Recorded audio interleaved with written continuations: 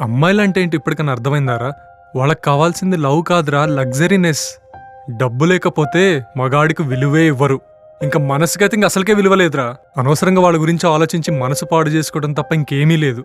లేదురా, అమ్మాయిగా పుట్టడమే తప్ప మా అమ్మ జీవితం అలానే అయ్యింది. ఇప్పుడు నా జీవితం. ఇలా ఎంతమంది అమ్మాయిలు? ఎందుకు అంత ఇన్సెక్యూర్డ్ అమ్మాయిలు పుడితే? ఎందుకంత భారం అమ్మాయిలంటే? ఆలోచన మారదా? అవునరా, నేను ఏ అమ్మాయిని నమ్మను. నా జీవితంలోకి ఏ అమ్మాయికి ప్లేస్ లేదు. లైఫ్ లాంగ్ ఇలాగే సింగిల్ గానే బ్రతికేస్తాను.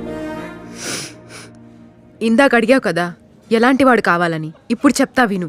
నన్ను మాత్రమే కాదు, స్త్రీని గౌరవించాలి, ప్రేమించాలి. అమ్మాయిలంటేనే మోసం, స్వార్థం రా.